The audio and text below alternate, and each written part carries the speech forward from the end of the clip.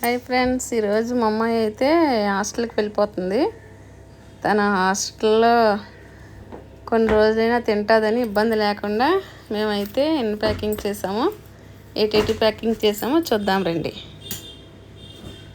మా అమ్మాయి అయితే ఈ రవ్వ లడ్డు కావాలని అడిగింది వాళ్ళ డాడీకి. వాళ్ళ డాడీ రవ్వ లడ్డు తయారు చేశారు. ఇంకా గులాబ్ జాములు, జీడిపప్పు అయితే ఇది వేపేసి ఉప్పు కారం వేసారనమాట.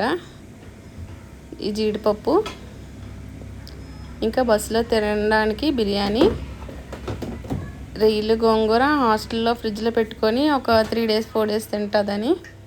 ఇదైతే రొయ్యల పచ్చడి. ఈసారి చికెన్ పచ్చడి అది చేయలేదు. ముందుసారి అయితే చికెన్ పచ్చడి, పులిహోర, పులుపు అవన్నీ చేసాము. ఇది వంజరం చేప ముక్కలు అక్కడ తింటారని పిల్లలు. ఇంకా ఖర్జూరం, డార్క్ ఫ్యాంటసీ బిస్కెట్స్ కొన్ని రోజులు తినడానికి బాగుంటాయి కదా అని పప్పుండలు ఇవన్నీ అయితే తనైతే వద్దంది. మేమే ప్యాక్ చేస్తున్నాము. బనానా చిప్స్, ఇంకా ఇవైతే బంగాళదుంప చిప్స్,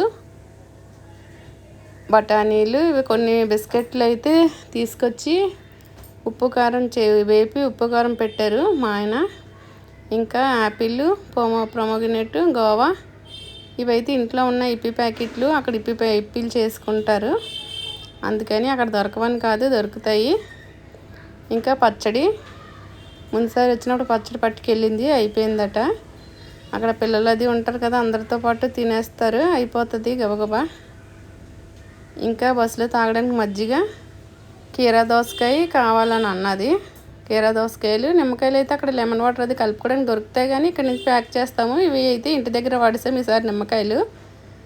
ముందుసారి అయితే చికెన్ పచ్చడి, పులిహోర, పులుపు, ఇంకా ఏవేవో వెరైటీస్ చేసాము. మొన్న చేసినవేమీ ఈసారి చేయలేదు. ముందుసారి అయితే ప్యాకింగ్ చూపించలేదు.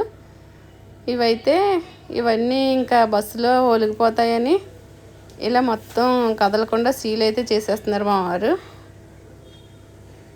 సర్దేస్తున్నాం అన్నమాట లగేజ్. వాళ్ళ అక్క చెల్లెలు ఇద్దరు సరదా